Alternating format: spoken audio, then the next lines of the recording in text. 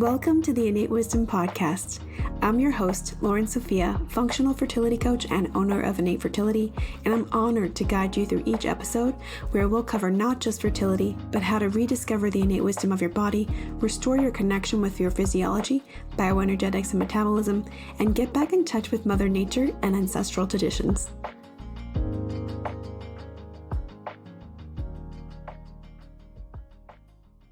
Welcome to another episode of the Innate Wisdom Podcast, the very last of season 2. Bittersweet. It's been a wonderful season so far, and we've had so many amazing guests to inform you on so many important topics. I really hope you've enjoyed this season. That said, you majorly requested that I do a solo episode about my own fertility and pregnancy journey, and I'm here to give it to you today. I've had the honor of helping hundreds of women optimize their fertility to get pregnant and grow healthy and happy families. And like many of my guests, my passion stems from my own personal struggles. And so to give you the best context and information, because you all want the juicy details, I think we should start with my own history before my pregnancy. And so I'd like to start with the history of my cycle. I got my period at 12 years old. On Christmas Eve. I remember it very vividly. And from then on, I had normal-ish, but heavy-ish periods. I would say definitely there was lots of cervical mucus as well, which to a teenager and to somebody that wasn't informed or didn't have anyone that was informed to communicate the information to me was pretty alarming.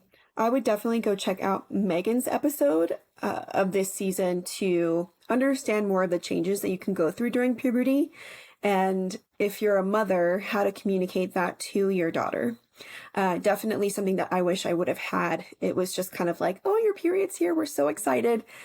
And now you're a woman, but no really information about how to manage your period, what to expect. And the understanding was you can get pregnant at any time of your cycle, which is absolutely not true. So definitely go check that episode out if you're wanting to learn more about puberty itself. But, as a young girl and teenager, as I started to go further through puberty and into my teens, I would say that I had always had also, and this is not related to fertility, but I think it can definitely play a role in terms of like optimal health and wellness and fertility too. And that was binge eating. So knowing what I know now, I was very malnourished, which makes sense because I was eating the standard American diet. I grew up in a very multicultural family. I am the daughter of first generation. I'm first generation and the daughter of 2 immigrants. But this family and both sides had really adopted the American way of eating and thought that was the best way. And so, we did have our cultural food here and there, but I was pretty much eating the standard American diet. My breakfast was cereal, Entenmann's, pastries, and Pop-Tarts. My lunch was peanut butter and jelly. My school lunches were burgers, fries, chicken tenders, lasagna, whatever they had, to give you that day. Dinner was pasta and meatballs, Chinese food, frozen pizza, frozen chicken nuggets, Vienna sausages, mixed in with some Cuban food or Puerto Rican food. And then, Pizza Hut, KFC, that kind of thing. So from the outstart, I was very malnourished, and I think this played a role in my binge eating when I was younger. And I think that, as I got older too, my lunches, while they were very sparse and they would be, like I said, peanut butter and jelly, maybe it was zebra cakes from the cafeteria and French fries. Your parents weren't there to really monitor what you were eating, so it was kind of like, I can get whatever I want, and that's what I wanted, but then I would come home starving and then binge eat, or, I'd even be in school. I went to an all-girls Catholic school. I would remember getting to school and being hungry after having, bowls of cereal because I thought that eating more cereal would potentially help me not be starving and falling asleep in my chair by 10 a.m. But that did not help.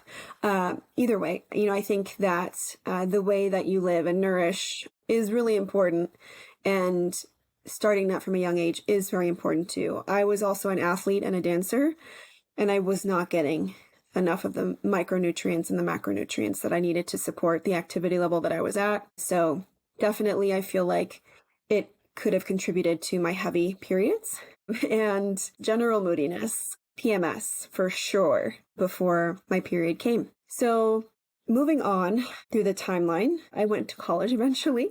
But before college, I had really started to eat more nutritiously and to focus on whole foods. I'm not sure what prompted this, but I felt like, okay, I am an adult now. That was kind of like, okay, graduated high school.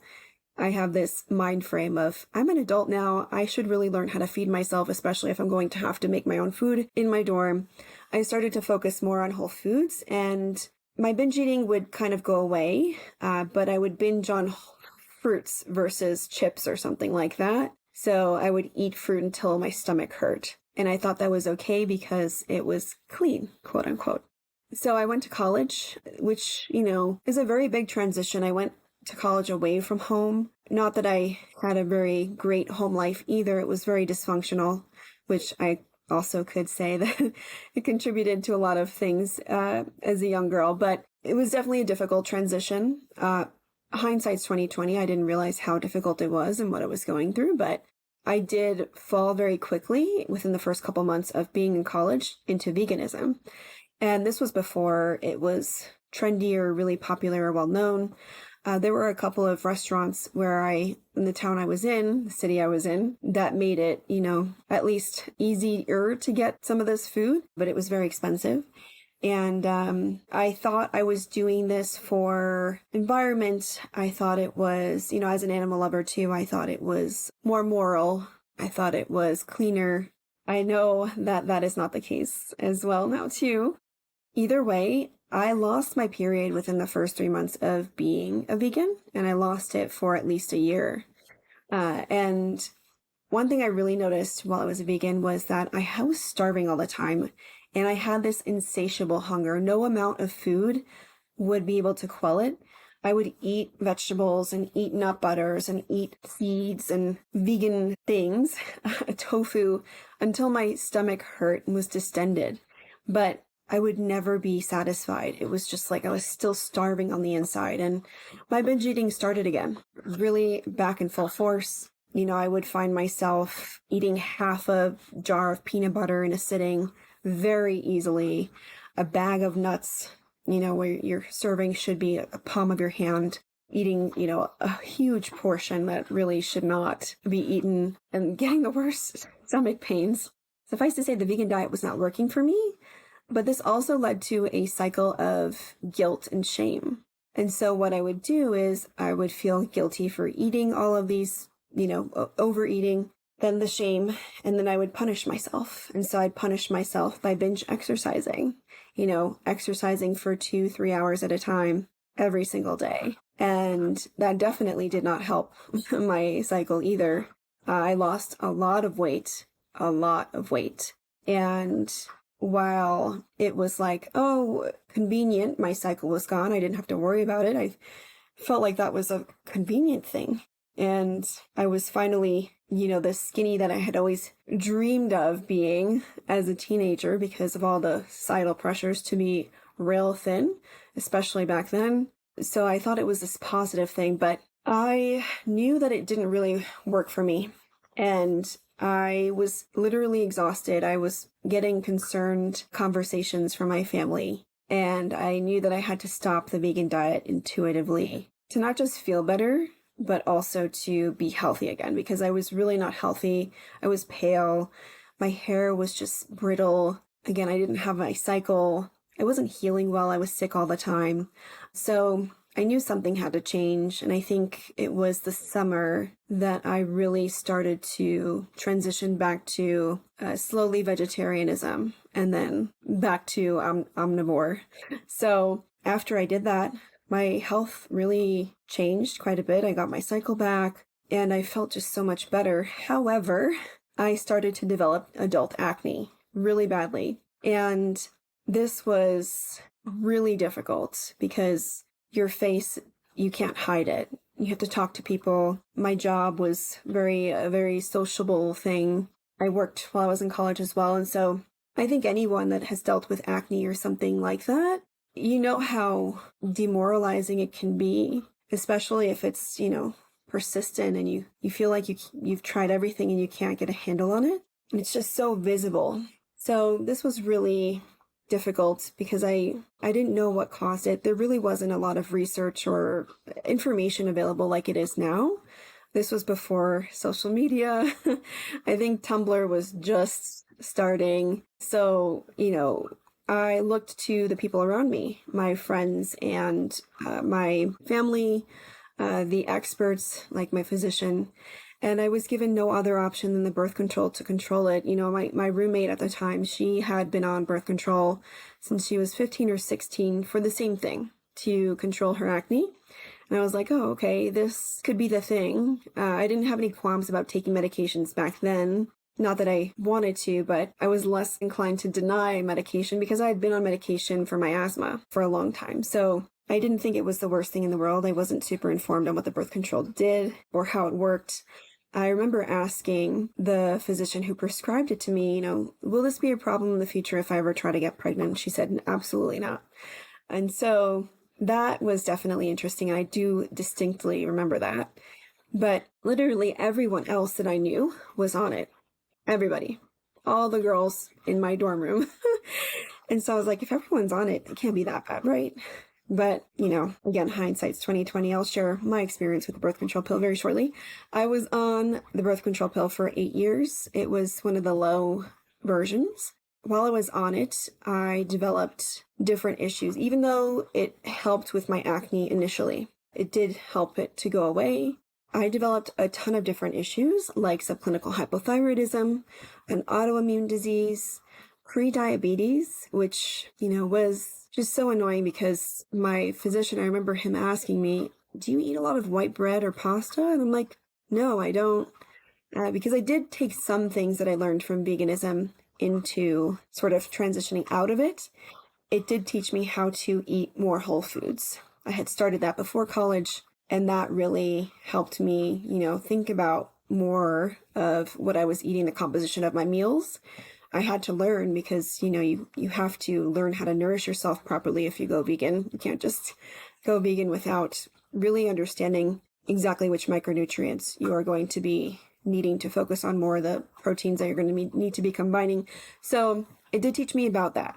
And I did have a much better diet when I came off of it. However, my doctor asked me if I ate a lot of white carbohydrates, and I was just like, no, this is not something that I eat often. Which was funny because that's all he had for me as far as that recommendation to get control of my prediabetes. Anyway, I also developed Candida. I had a white-coated tongue all the time. It was really disgusting. Melasma, not necessarily on my face, interestingly enough, but it was on my hands and my forearms. And it would really get a lot worse when I was in the sun. And I had some really interesting patterns. I wish I had photos from back then, but it was just bizarre. And a bunch of other issues, but those are the ones that really stand out to me as being the most significant.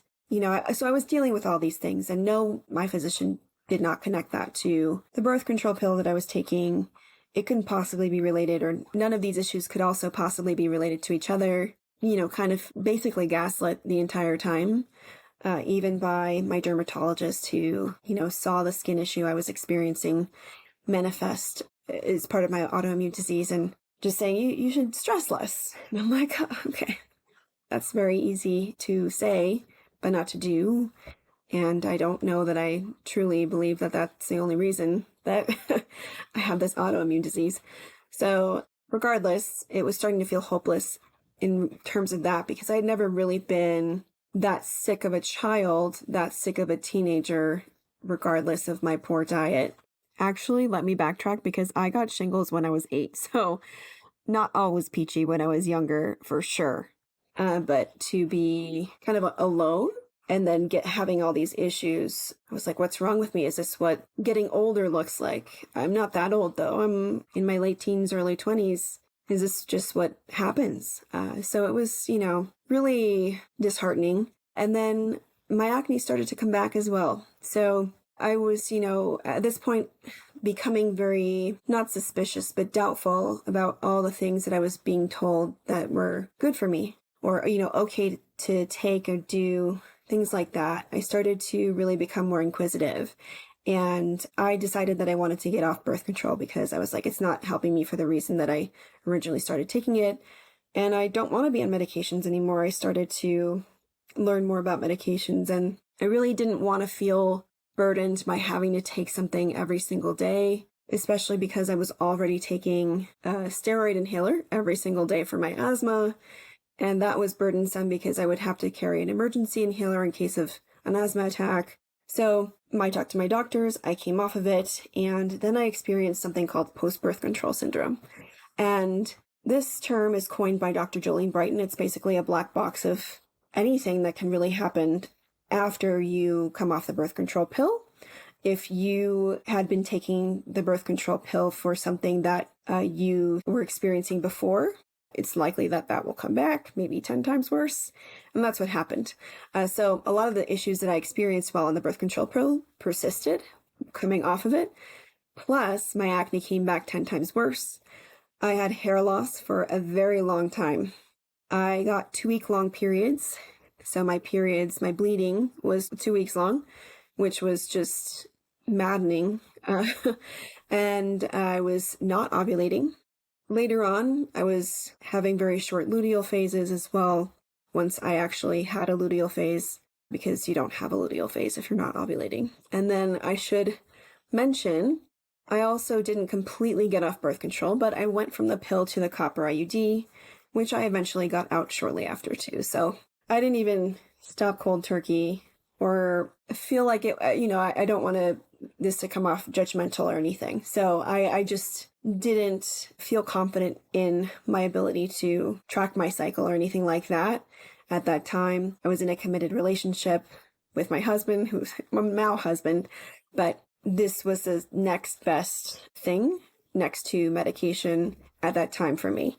And so I still didn't feel right, and the copper IUD comes with its own issues and things like that. But it was very frustrating because all of the issues that I was experiencing, those that I experienced on the birth control pill, and then these new ones and these old ones that came back worse, I was like, what is going on with me? Can you please help me? And I went to see my general practitioner.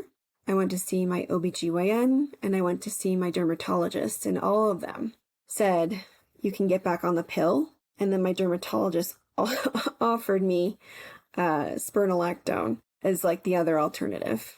Otherwise, they had nothing else to offer me. And this was really frustrating because they were supposed to have answers. And I felt like, I had been sold this idea that the birth control pill wouldn't cause me any issues. So what's up with that? Now I'm dealing with all of these things, and it seems like it's only after I've started taking this pill.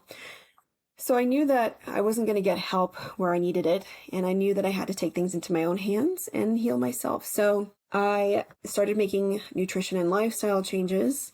It took me a while to really understand what that would look like. And, again, there was not a lot of research out there. No one was talking about this. The only person that I eventually found a few years later was Dr. Jolene Brighten. So this is at the very early stages of women talking about this issue and there being any sort of information whatsoever on this topic. But I did end up making nutrition and lifestyle changes, and I did heal myself along with my lifelong asthma, which I'd been taking a steroid inhaler for, carrying an emergency inhaler. And that itself, the asthma part just going away, was huge because I felt burdened by it. My mom also has asthma. And, I felt like, oh, this is what it's going to be like. I'm just going to have to take my inhaler with me everywhere as an adult. And, random wheezing will start one day and I'll just take my inhaler for it if I have to. And I just can never be without this thing that will save my life.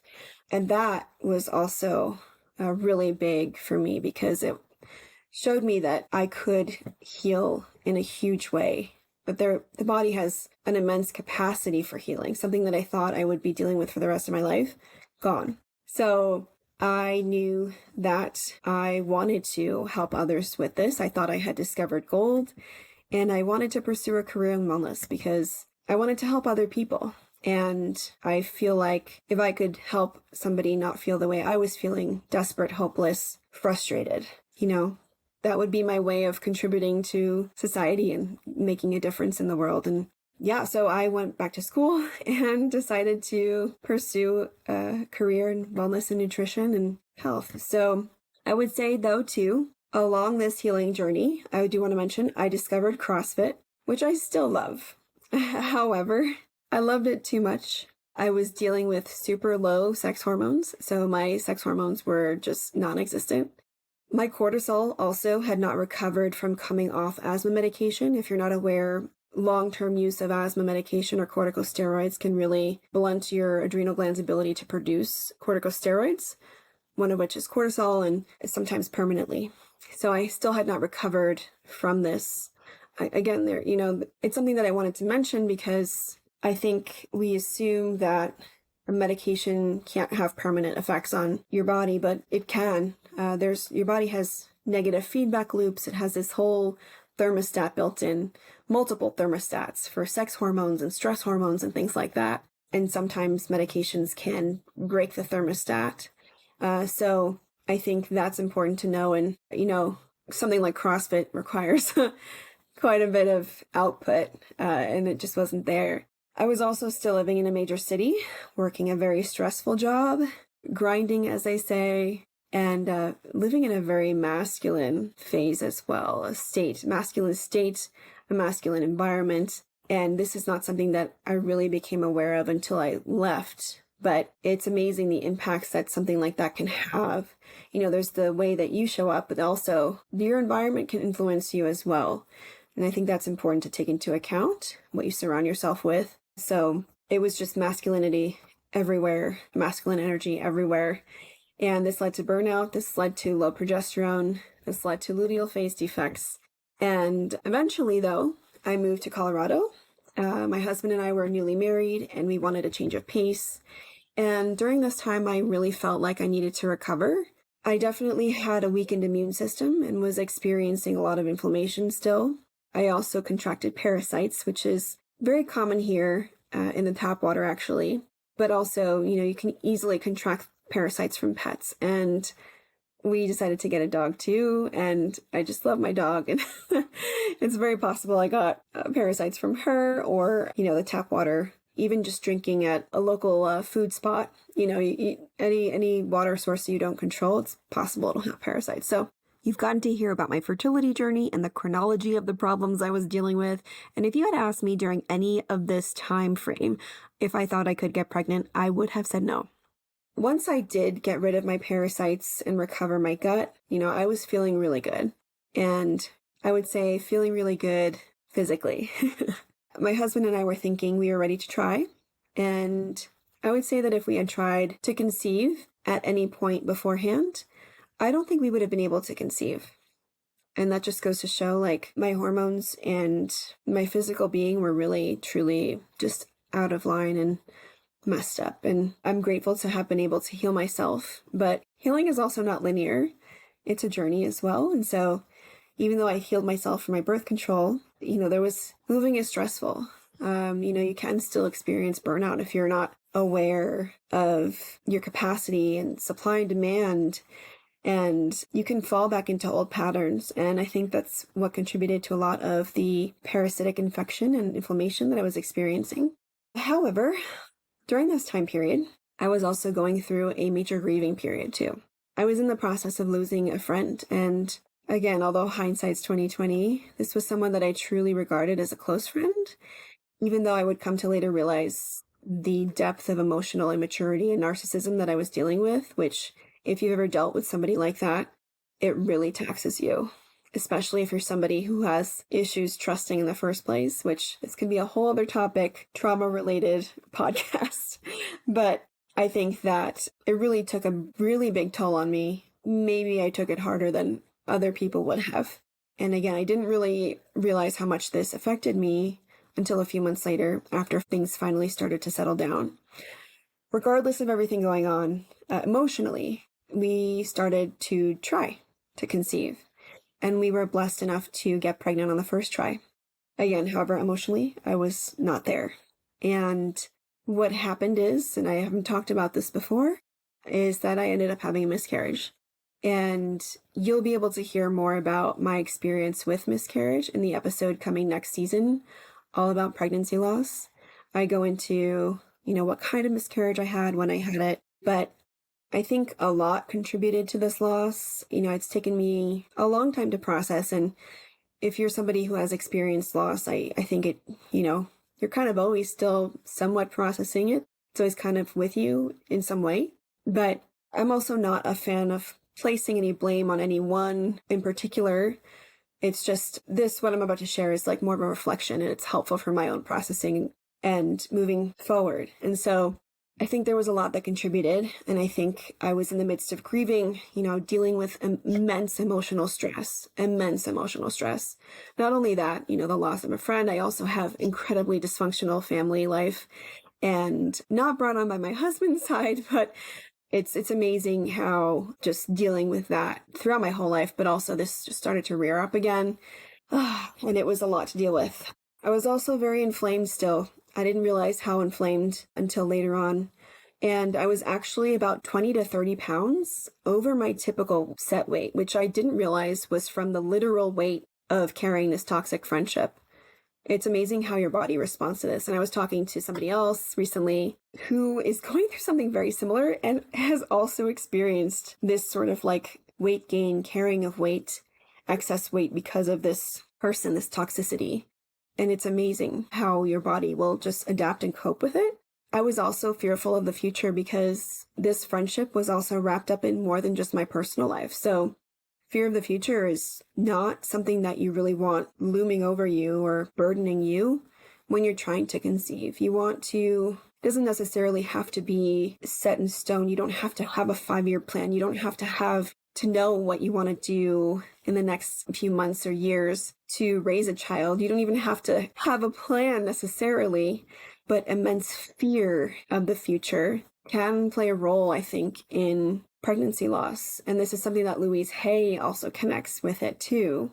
If you're familiar with her work, it's all about the emotional and physical tying together. And so I think that there was a lot of fear there, just like inability to see forward.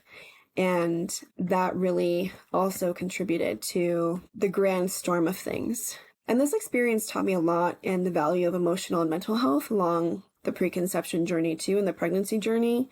I really have done a lot of work on myself as a result of this, but also taken that experience and really implemented it into my own teachings as well as coaching for my clients too, because it's just amazing how that will show up.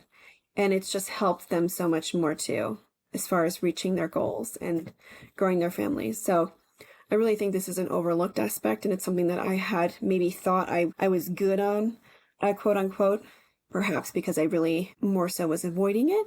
But I think, again, it's really important. So that said, after my miscarriage, I developed food sensitivities. I think the stress of everything just completely caused my immune system to flare up. And remember, I had an autoimmune disease kind of flare up while I was in the birth control pill. I had recovered from parasites, which really is an immune system issue as well prior. And the stress of everything, moving, all that stuff, inflammation, that's all immune related. So I remember eating dates of all things, and something, it's something that I had eaten many, many times in the days and months leading up to my pregnancy, and breaking out into a rash for the first time and having really itchy lips. And I didn't deal with necessarily a long return of my cycle or serious physical recovery from something like a DNC. I did, have a naturally occurring miscarriage and was able to handle everything naturally. But I did have this new immune and gut issue to contend with yet again. So my husband and I decided to pause our trying to conceive efforts for about a year, more than that. And we used this time to get closer to each other, experience things we had been putting off, like travel. And I used this time also to really heal from the trauma of both losses, my friendship and my child, more importantly. And also to heal myself, because obviously there was a lot of emotional dysregulation, which was contributing to my physical dysregulation, my immune system dysregulation. And I really wanted to heal myself and create resilience going into the next pregnancy. But also I knew that, okay, I learned my lesson, and I don't want to say that. I think there's a better way to say that, but I think, thinking that I can handle more than I can, trying to bite off more than I could chew in that one sort of time frame, rather than just maybe pausing and allowing things to kind of flow a little more. I really wanted to give myself that opportunity this time. So I didn't want to force anything. And it was really, really helpful. And I did end up creating a lot of resilience because I have adapted my life to support my fertility in the most holistic way possible. When we were thinking about trying again, I didn't have to change much. I was already eating a fertility supportive diet, using my own whole food prenatal approach, optimizing my cycle and my hormone levels. I had already had a non-toxic environment for a long, long time. I really focused on creating a stable mental space. I really focused on nurturing my femininity. Those are the two things I think that I had learned a lot about this year that I took off from trying to conceive. Those were really the things that I worked on. But everything else I would say is basically in place. And so this just goes to show, everyone has different areas that they need to work on more than the other. And, that's why a lot of women will find themselves feeling like, oh, they're doing so much. Not even when it comes to fertility, but just healing. They're like, I'm doing everything. Nothing's working. It's probably because you're not focusing your energy where it should be going and trying to stretch it too thin. So I really tried to focus my energy on the things that I knew I needed to work on. And that's what I did. And I would say maybe one of the other notable things is cutting out alcohol. I don't drink a lot or often, but I do enjoy the occasional spirit. And I figured out a way to include this in my day-to-day life without feeling guilty and without it wrecking my hormones or fertility. I also put some extra effort into things that I knew that would help me in terms of avoiding preeclampsia, which is something that my mother had struggled with me and my youngest brother, which actually led to him being born 2 to 3 months early. It was a major preemie. She had to have an emergency C-section. And I would say I agree with this and don't agree with this. One of the risk factors for developing a pregnancy complication is whether your mother experienced it previously as well. So I really wanted to focus on this too. I had asthma like her. I have a stress resilience like her. And so I really wanted to focus on this. And so I put a lot of things into place that would help me put my best foot forward. I've talked about a lot of the risk factors for preeclampsia, like thyroid health, for example, but there are a lot of other ones. And I really focused on making sure that I took some extra care to work on these different areas so that I would have the cards stacked in my favor for this pregnancy and not experiencing it. So definitely that's kind of like what my preconception looked like. Again, I had nutrition, I had movement, I had pelvic floor on lock. It was more so about the mental, honestly, and energetic side of things that I would say I worked on to prepare for this pregnancy. And, I also retested a few things I wanted to check in on. Somebody asked me if I had done any intense detoxing prior. I would consider the gut work that I did for getting rid of the parasites and healing my random food sensitivities that came on as part of a detox protocol. I would say that an intense detox protocol is not required of everyone. I think it really depends on who you are and what's going on. But for the most part, I think we should be, at minimum, supporting our detoxification pathways in a very healthy way to function optimally normally. And that should really be enough. But if you feel like you have to detox, you see maybe heavy metals on your test, that's a sign that, there could be other things in other areas of opportunity too. So it's not just about detoxing necessarily. And yeah, I think it could be more than that. So by default, having good detoxification pathways in place, this was really helpful because I didn't have to do any. I didn't feel like I had to do any detox before pregnancy. And I already had cleaned up my environment, if that makes sense. I was already doing a lot of the things that I really would be doing if they weren't in place already. And so specifically, detox can be really important going into pregnancy because it is related to a lot of pregnancy complications, poor detoxification, I mean. And it's something that I do teach all my students, but again, intense detox without any rhyme or reason or knowing exactly why is not something that I would necessarily promote or say that everyone should do. And how did I know what to focus on specifically for myself?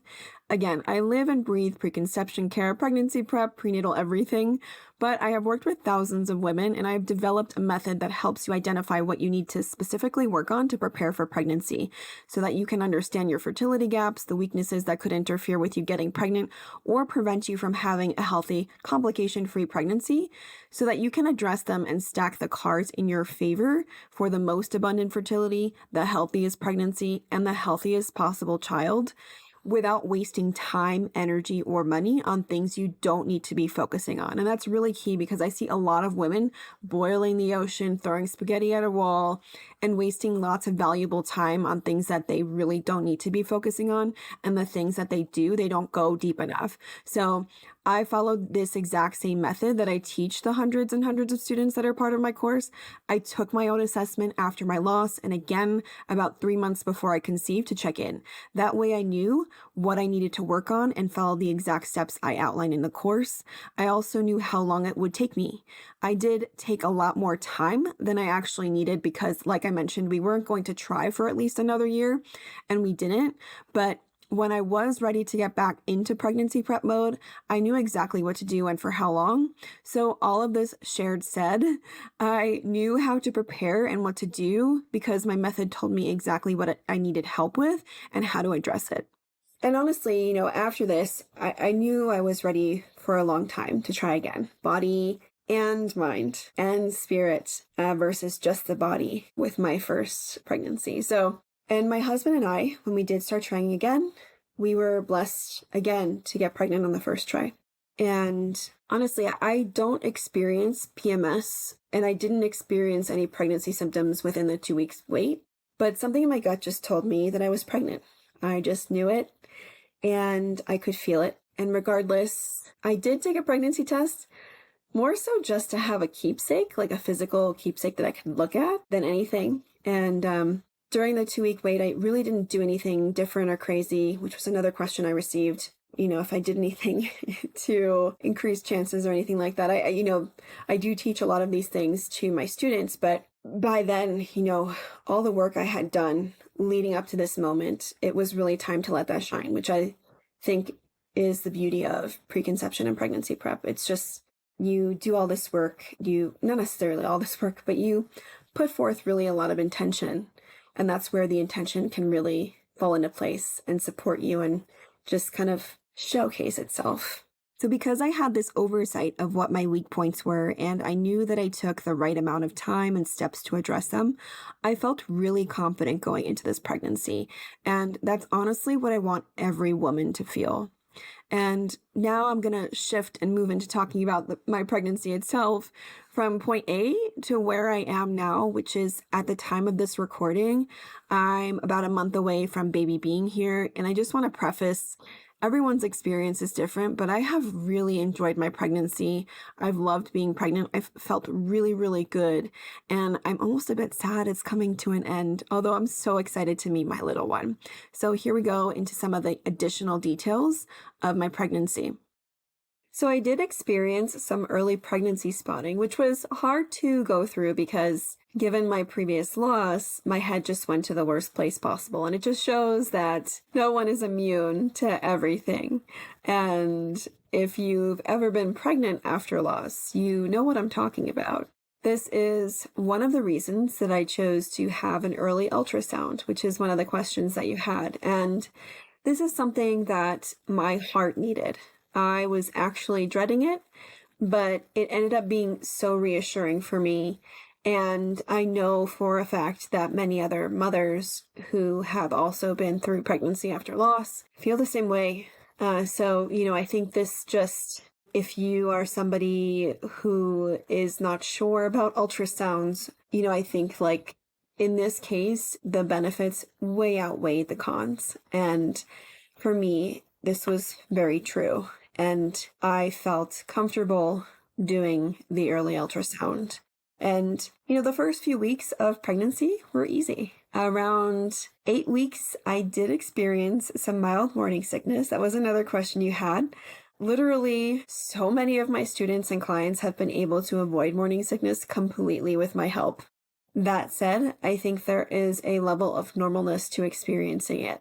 Not so much as like to the point where it diminishes your quality of life, but there are a lot of hormonal and metabolic changes taking place. And for me, no, it definitely wasn't a progesterone deficiency or estrogen dominance. I knew that because I had tested my progesterone and estrogen before getting pregnant, and they were all in great shape. And I would say that mine was a lot more mild and short-lived than what I've seen from women outside of my practice and course. So just like what I would do to help any of my clients or students manage her morning sickness, I went through the list of things that I know for a fact can help. And there are quite a few, but honestly, what worked for me the most was the one thing that works for almost all of my clients and students, funnily enough. And that was eating small, frequent meals. Balanced meals, I should say, too. So your insulin sensitivity and metabolism are so high during this time period. Just so high. It's like your luteal phase times 100. And you need to tend to it like so and respect it that way, too. Doing this by having small, frequent, balanced meals was my primary tactic. And as my primary tactic, I also accompanied that with a few other minor things, like smelling peppermint oil, which was one thing that really worked for me for some reason. Couldn't diffuse it because I have 2 dogs and peppermint oil is not safe for dogs. I also used acupressure bands, which also helped me too. So I was able to really avoid feeling just debilitated during this time period, like a lot of women go through. And I was also able to avoid taking medication, which is something that I wanted to avoid too. And funnily enough, I actually never threw up. It was just a feeling that I had. So again, I do want to preface, I've never been of the mind where I think enough women experience morning sickness where it is part of the process in a way for a lot of women. But I think where it gets different is if it's really diminishing your life, affecting your mental health. Also, you're being told that it's completely normal and it's just going to pass until after your 12-week mark, which I think every practitioner, I would say conventional practitioner, just has this excuse for a lot of the discomforts of pregnancy. And not that morning sickness is a discomfort. It can be really debilitating, but I'll talk about another one that I've experienced that would just completely get brushed off.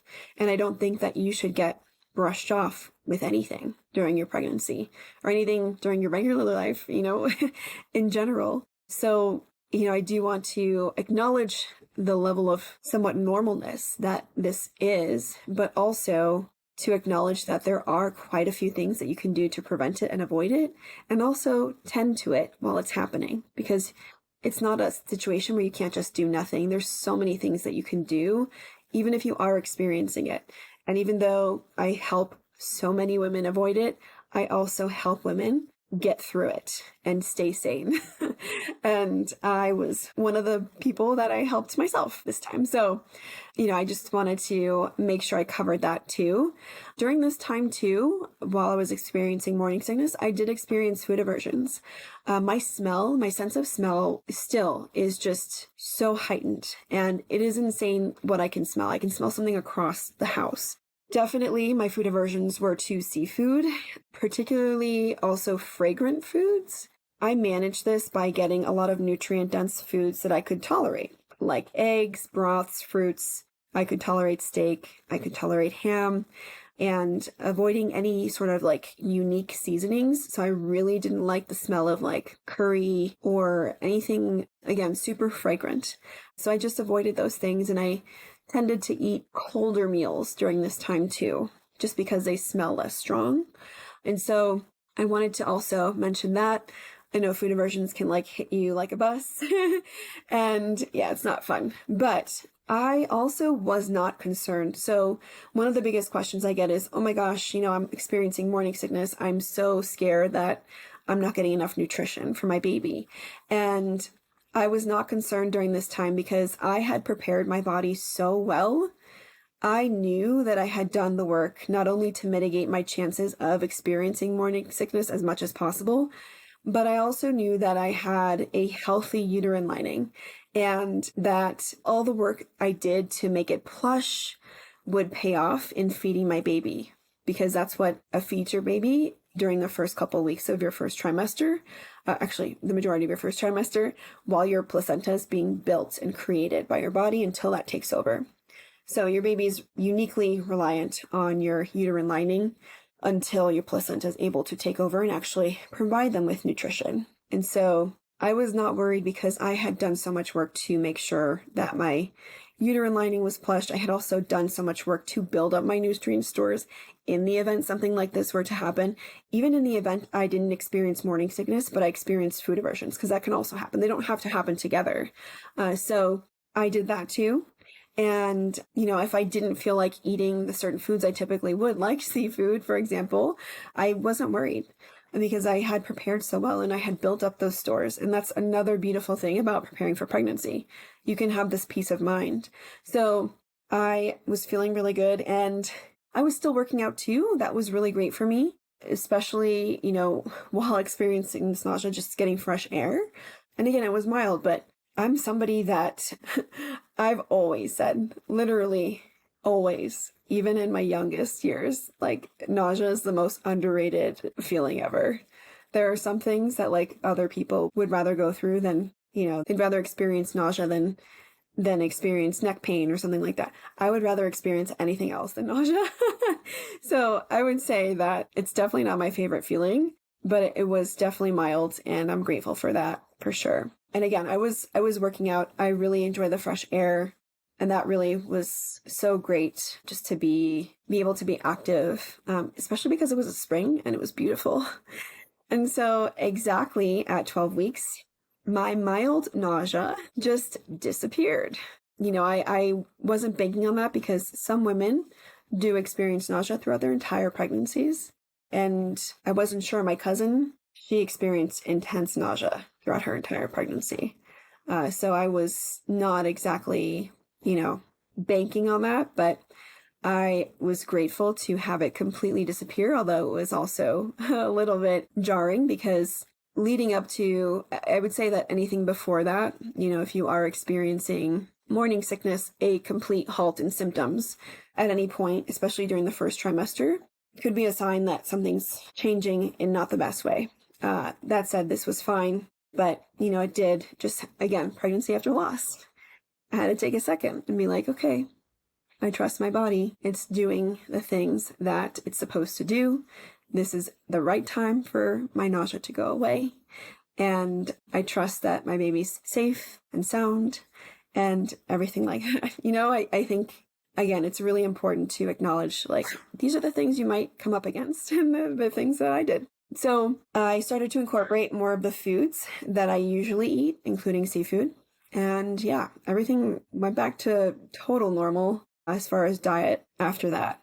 Speaking of foods, especially unconventional foods, which you also asked about, throughout my entire pregnancy, I've eaten runny eggs, raw egg, liver, raw dairy, soft cheeses, sushi, beef tartare, deli meat, and even ceviche. And because not only am I comfortable with the data around these foods, I use a lot of common sense when it comes to sourcing, handling, and storing these foods. And interestingly enough, like many of my clients and students, I've had no cravings whatsoever during this pregnancy. Not one. And I think that it is a testament to how well nourished I was and have been before and during my pregnancy. I've noticed that the students and clients that really do take time to prepare for pregnancy, because I want to also mention, like, it's not just about getting pregnant, it's about staying pregnant, having a healthy pregnancy. I know that can be difficult to kind of like think about, especially if you're struggling to conceive, but all the preparation, it's not just for getting that positive test, it's for things like this, to feel good and to feel confident that your baby has everything that you need, that it needs, and to also avoid any pregnancy complications as much as possible, and to have a really good postpartum, because it's really difficult to be dealing with so much new load and not have the supply, generally speaking, figuratively speaking, to support that. And you want to be there for your child, and preparing for pregnancy just allows you to get that leg up, to really make sure that you are well prepared, well nourished to handle this new stressor, as beautiful as it is, and create that resilience so that you can show up the best version of yourself. So I did want to mention that.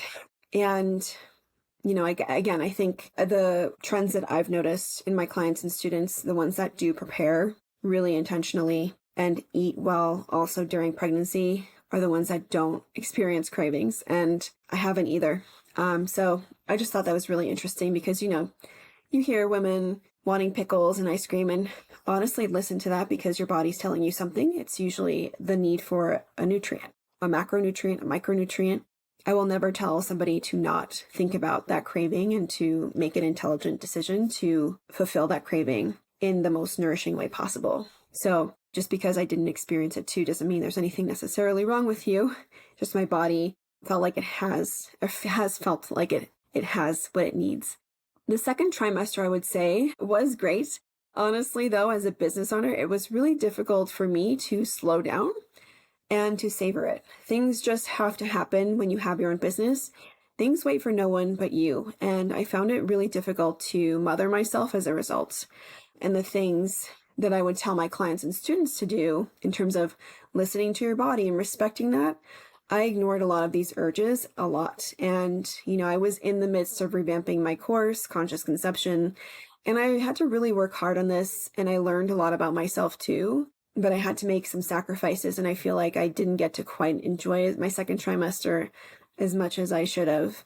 But, I think I will take that information and the way I experienced this time for my next pregnancy to prepare in a way that will allow me to experience it the way that I want to. Sometimes I'm somebody that bites off a little more than she can chew sometimes, and this was definitely one of those situations, but I knew that I needed to get this resource out to you. Because it was too important to wait until after I delivered. So that said, again, big learning experience. And I would say, again, no one's perfect. I'm constantly learning. I think everyone is. No one has it completely figured out. And this is one of those aspects where I could have definitely improved and we'll do things differently next time. But moving on, I did opt into the 20-week anatomy scan. Actually, I do want to backtrack because I did do the NIPS test as well around 10 weeks, and we decided not to find out the gender. So the baby is a surprise, and I'm super excited to meet him or her. But we did the NIPS test, and that came all back very clear. But, I think even though I opted in, I know that there's a lot of things wrong with the NIPS test. And if you don't know what that is, there is a podcast episode in season 3 of the Innate Wisdom podcast. So we have a lot of new episodes coming, which are very exciting, where I'll be speaking with my friend Annie, where she kind of goes over the pros and cons of this test, how accurate it is. I did want to opt in just to see what the experience is. And honestly, I did opt into a lot of things during this pregnancy to just experience it. And that's just something I was comfortable with and wanted to do. So this was one of them. But as a result, we did hide the gender from my midwife and ourselves. So the baby is a surprise. I know that one of you was asking about the NIPS test. So I did opt into that. I do want to also mention the 20-week anatomy scan. So you were asking about that too. This is the one scan my midwife encouraged, and I felt really comfortable doing this, especially because it's our first. My husband also was really excited to see the baby at some point from the early ultrasound, and I personally felt like it would be an opportunity to connect with my baby and my husband along this journey. And again, here, if you've experienced pregnancy after loss, you may feel inclined for moments like this too. So it was, again, another reassuring moment, and everything that we saw looked wonderful. And even though the tech couldn't tell us much, she was really sweet and gave us much more information than I felt you typically get at these appointments. Here in the United States, it's very difficult to get information from the sonographer. And because they can't give health care advice, and, saying anything or commenting on anything would be kind of a gray area. So typically a lot of them will say nothing, which is makes the appointment very cold. But this one she was great, and I really appreciated her. So we did the 20-week anatomy scan, super excited about that. And, I think as humans especially, we are so inclined to go to either extreme, and we think like there's no flexibility, it must be one way or the other.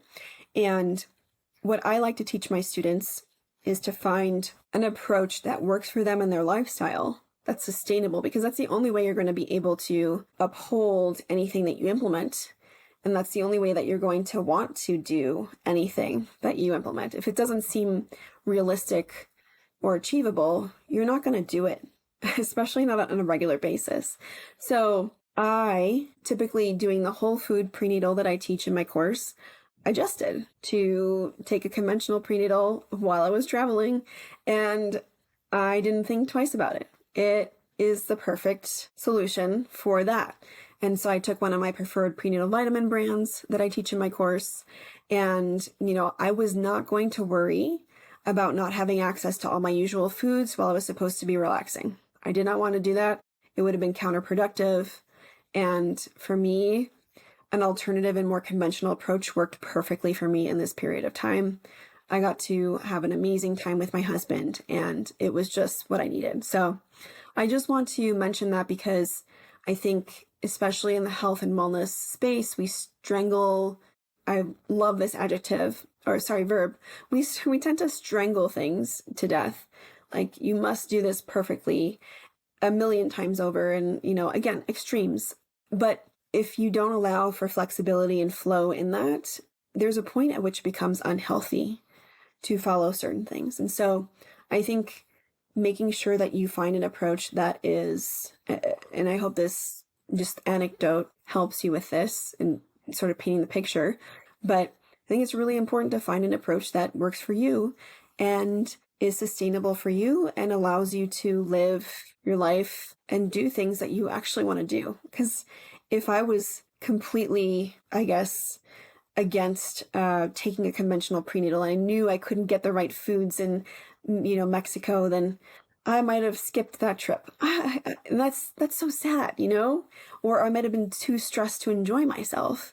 But having these alternatives and being informed around everything and the choices that you make and making those informed decisions can just give you so much more freedom. So just some food for thought there. I hope that makes sense.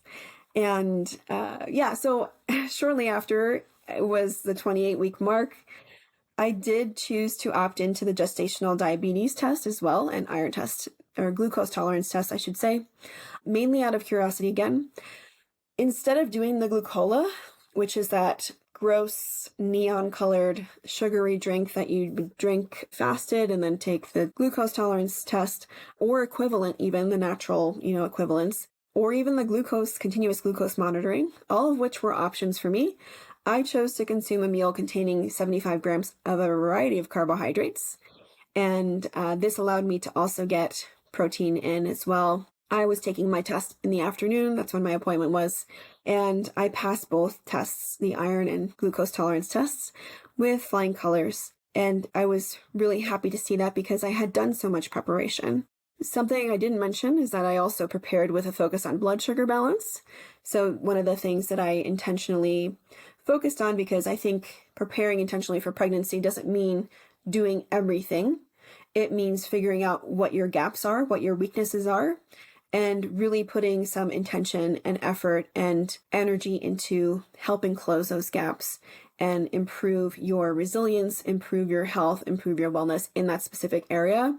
Because if you already have certain things down and you do them well and your body's in great shape in these areas, why would you spend that much more energy focusing on that?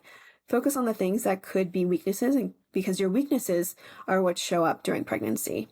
Your body goes through a huge stress test during pregnancy, and it can unearth weaknesses that you were not aware of, and it can unearth things that you were almost on the cusp.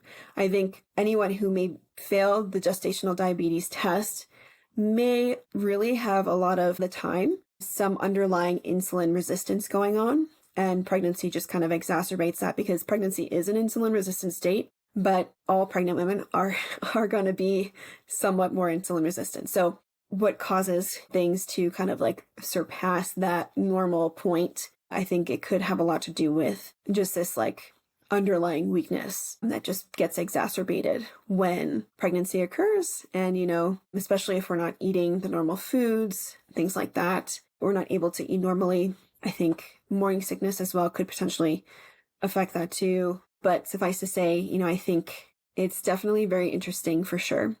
And so blood sugar was an area that I prepared for because if you remember also, when I was on the birth control pill, I developed prediabetes. And also, after I had my food sensitivities, I also developed insulin resistance, shut up. And so that preconception work, taking that time off from trying to conceive, recovering from that was also a really big focus for me too. And diabetes also runs on both sides of my family. So again, very, very keen on focusing on blood sugar regulation for this pregnancy. I did a lot to make sure that I was in good shape before getting pregnant. If you have been following me for a while, you also know how passionate I am about minerals. And in fact, when I first started my Instagram account, one of the things that I talked about the most was iron regulation, copper, the relationship between copper and iron and all these other vitamins and minerals. This is something that I've helped so many women with and through too, especially in the third trimester when things can drop really low. Iron levels are something I've worked on for a long time and that I have a lot of experience helping women navigate in that third trimester too, and also preparing to avoid that issue. It's something that I've been very passionate about for a long time. So I was really happy to see that I passed with flying colors there. And, my second trimester continued to be so great. I'm still very active, lots of energy. It was a really great time. And the third trimester has been a breeze too, honestly. I'm less than a month away from my due date, and I'm 34 years old. I also want to mention that many of you had asked me, how old are you? And I'm 34 years old. Maybe we can have a different conversation about why I maybe waited until 34 to have a baby and start my family. I think there's a lot that goes into the decision-making process, but I just also wanted to share that because I know that I'm not alone in starting my family, quote unquote, later than typically. So that said, I have experienced no swelling, no heartburn, no insomnia, no nausea, no headaches, no stretch marks, no varicose veins, no pelvic girdle or round ligament pain. My feet are the same size. My nose is the same size. I've been able to work out, eat what I want, and I feel great. The one thing I have been dealing with really starting in these last few weeks, and more so, I would say, really heightening this past weekend, is something called PRON, and it stands for Pregnancy-Related Abdominal Wall Neuropathy. Basically, it's the nerves that stem from your spine and wrap around your pelvic bones and muscles. They're getting compressed because we overcompensate, and I've done a lot of work to not overcompensate, but regardless, there is some natural overcompensation that just happens automatically when you have a growing belly. And this happens in your lower back because you're trying to not have the weight in your belly pull you forward. Your body will naturally shift its weight backwards. Your pelvis also shifts as well to accommodate for the shape of the baby. Your uterus, you will have more, instead of a straight spine, a little lumbar dip there. Your spine adapts to naturally. So there is naturally some overcompensation that occurs. And there's some compression, but also stretching of the nerves that go around the belly. And my nerves are being tugged so much so that it's creating some abdominal neuropathy. And they're pretty angry. And so, as my pelvic floor physio explains it, if you were to go to your OBGYN or even your midwife and explain what's happening to you, the feeling that you're getting, they would probably say this is generalized round ligament pain. So you hear a lot of pregnant women struggle with round ligament pain, oh, wait for the round ligament pain. This is not round ligament pain. No amount of round ligament work helps with this. This is completely nerve related, and I'm so lucky enough to have somebody on my team who is on the cutting edge of this. And while this is still a very new concept, even in the physical therapy world, she has some things up her sleeve that can actually help versus just saying, it'll get better when baby is here and aren't medication related, because that's really the only option. You wait it out or you take some medication. And I don't want either of those things. So we have some solutions that have really worked, like literally immediately. And it's definitely very interesting. I'll be really curious because it's such a new concept. If there's more that I can do to prepare for my next pregnancy next time, I will certainly be working on that. But just thought I'd share that with you in case you're also in the same situation and are like, well, there's no amount of body work on my round ligaments, or it doesn't really feel like my pelvic floor. It feels like basically a burning nerve sensation, but no one understands what it is. And it can be really frustrating to not be understood. So I think that is definitely helpful to know. And I wanted to share that. Speaking of my team, I think it also be helpful to share about my team. So I think in pregnancy, even outside of pregnancy, it's really important to surround yourself with people that will support you in the areas that you need the most, but that will also help you meet your needs and your goals in a way that respects your values versus just providing care and tolerating your ideas and thoughts, because they may also be treating you as a nuisance underneath and dismissing them too. I've had the gamut of that. So, to be honest, I don't see any conventional practitioners simply because I have in the past and I never received the quality of care that I want. So I invest in alternative care and the ideal of care that I provide my clients and students as well. And I'm always much more satisfied because I actually see results versus using the conventional system. And that's a whole other, topic of conversation. Economically, I have saved and prioritized certain things to be able to afford this kind of care versus I totally understand if somebody is just stuck with their health insurance and what their health insurance can provide. That is very real. And it's something I've dealt with as well. So, I think as much as you can, though, try to surround yourself with people that care, even if it's in the conventional system, because when you need them, you will be able to feel like you can go to them. It's the worst when you feel alone and you can't go to anyone. So I wanted to mention that. And the people on my team, I would say, from the very beginning, before pregnancy, these are just people that I see regularly and have been able to see in my pregnancy. By no means do I see them on a super regular basis. There's no way I'd be able to, manage that both on a schedule basis, but also financially. But the people that I know that I can lean on and I have made part of my team are my traditional Chinese medicine doctor, who I honestly see as my primary care physician, and my chiropractor, who's a Gonstead chiropractor, but also certified in Webster technique. So I've been able to see him during my pregnancy as well. And I also see other people, other members of my team also include my pelvic floor physiotherapist, my mind abdominal masseuse, who's also a prenatal masseuse. So I've seen her a handful of times during pregnancy. I just saw her this past week and she really gave me such an amazing prenatal massage. Find somebody that does actual legitimate prenatal massages. Invest in that because it's very, very helpful.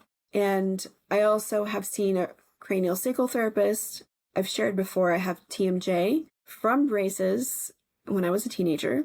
This is literally the only thing that has helped my TMJ. So I see her. And a homeopath here and there for certain things. I actually have a podcast episode with both my chiropractor, a separate podcast episode. So I've done one with my chiropractor, Dr. Brady, which you can listen to in season 1, and my pelvic floor physio, which you can listen to a few episodes back.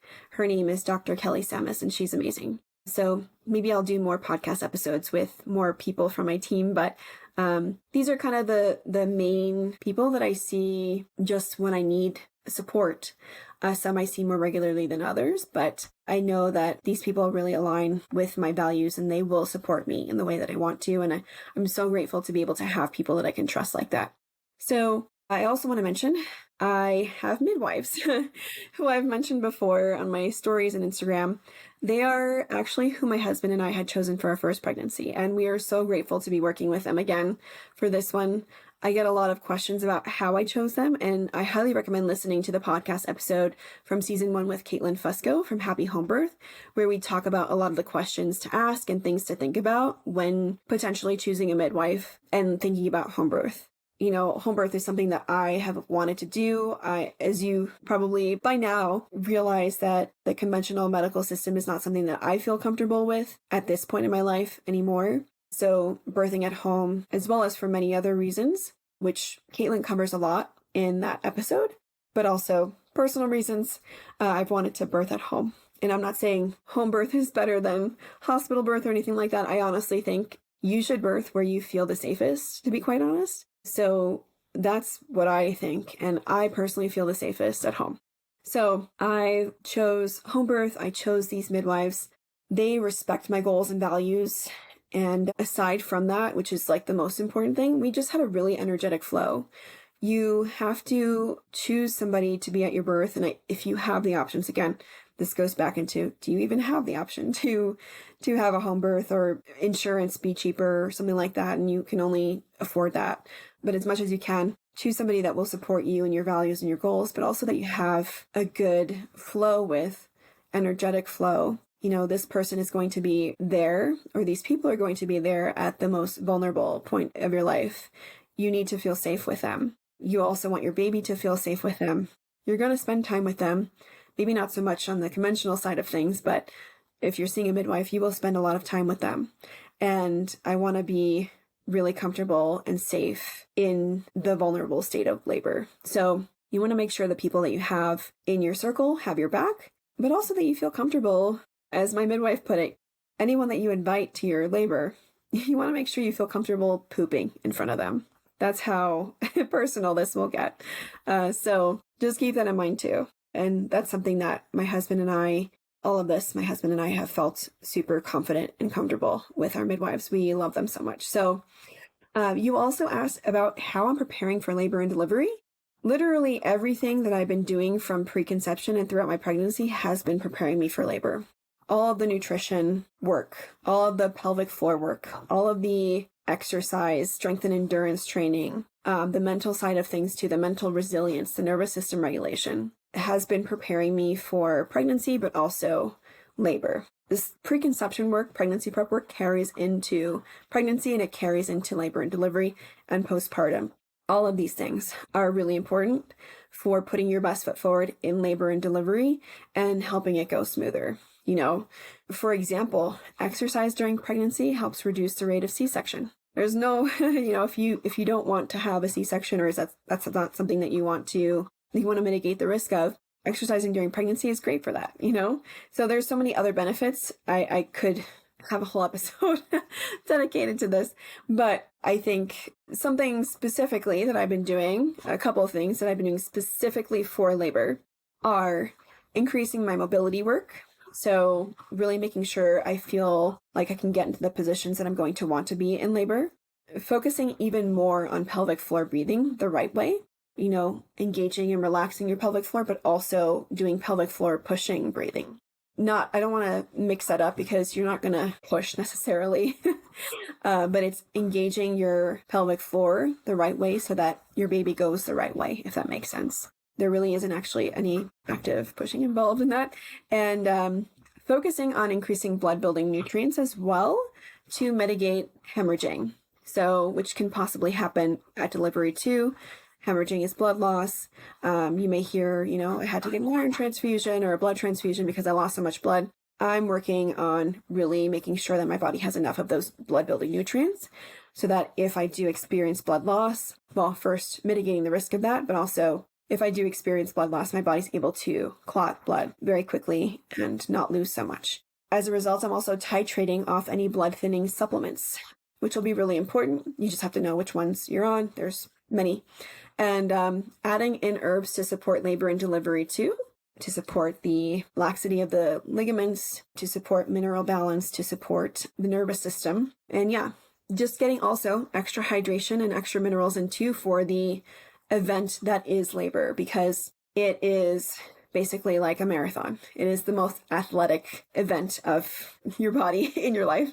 So you're going to need a lot of nutrition to support, a lot of fuel, a lot of energy. And the number one reason women transfer to the hospital during home birth is exhaustion.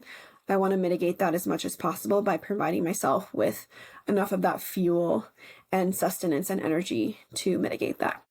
Part of preparing for labor has also been taking the Happy Home Birth course and also Happy Mama Healthy Babies breastfeeding course, just so I can, I've taken these courses before, but I'm taking them with my husband actually. And I just want to have his investment and buy-in, because having your partner on board and understanding the importance of both of these things in these different situations will allow you to achieve more success. It's literally also proven in the literature. So, I think I want to be successful in home birth and breastfeeding immediately, and getting your partner on board and invested in that for you is going to help. So I've been intentionally taking these things with him. I'll put links for that below too. And then on the baby side of things, my husband and I also took a CPR class to make sure that we feel confident to provide CPR in case anything were to arise after baby's here. And also, we've discussed our co-sleeping situation. There's a really great book called, I think it's actually Safe Sleep. I'll put a link below. My memory's not working at this very moment, but I'll put a link below for it. And yeah, our nursery is a mess. It's definitely not ready, but that doesn't matter because the baby will be sleeping with us for the foreseeable future. And so we'll be using it for more of a changing table situation. But we have a couple of days to get that ready too. And then, again, I am over 9 months pregnant, and I'm just so excited to enter this new phase of my life. I've helped hundreds and hundreds of women do this. And so a lot of my experiences, I think, maybe if this is not as surprising of a podcast episode, there weren't as many surprising tidbits, it might be, or maybe because I didn't seem as surprised, it's because I've helped so many women go through this. And so a lot of what maybe, a first-time mom, not as knowledgeable, and may have experienced as a surprise, I didn't. But definitely still, I think there was so much to be learned from this experience. And I'm just so excited to welcome this new spirit into our lives and to be a wonderful mother and to also continue supporting you guys. But I'm really excited to experience this for myself. I can't wait to do a follow-up episode for my birth story and my postpartum journey so far. I definitely plan on doing that. But yeah, there's just a lot of stuff so far. I would love your feedback on this episode. If there's any particular topic that you want me to dive further into, for sure, I'm happy to. But I hope that gives you a good overview of my fertility journey, what I've dealt with leading up to pregnancy, any interferences and things that I've, faced, and things that I've experienced during my pregnancy as well. I think there's just so much to share still. I feel like I didn't even scratch the surface, but I hope it was helpful to you regardless. And I'm always happy to share more. And yeah, this is the last episode of this season. So I hope you enjoyed it. And I hope that if you haven't listened to any of the episodes that I mentioned or are still catching up on season 2, that you get to do that. I'm wishing you a beautiful, beautiful rest of your holiday season, and we will see each other in the new year. Thank you so much for listening to the Innate Wisdom Podcast. If you enjoyed today's episode, please leave us a review and share the podcast with someone who you think might benefit. If you're new here, we can't recommend enough that you take advantage of my free resources, like the Get Pregnant Yesterday checklist, Cycle Literacy Guide, Prenatal Primer, and Sperm Booster Manual. And if you're trying to conceive now or in the near future, I invite you to join my pregnancy prep e-course, Conscious Conception. Make sure to follow me on Instagram too, at innate_fertility, and consider joining my newsletter to receive exclusive content related to fertility and so much more. A friendly reminder, the content shared on this podcast is for informational purposes only and should not be a substitute for the advice provided by your doctor or other healthcare professional. It is not intended to be, nor does it constitute healthcare or medical advice.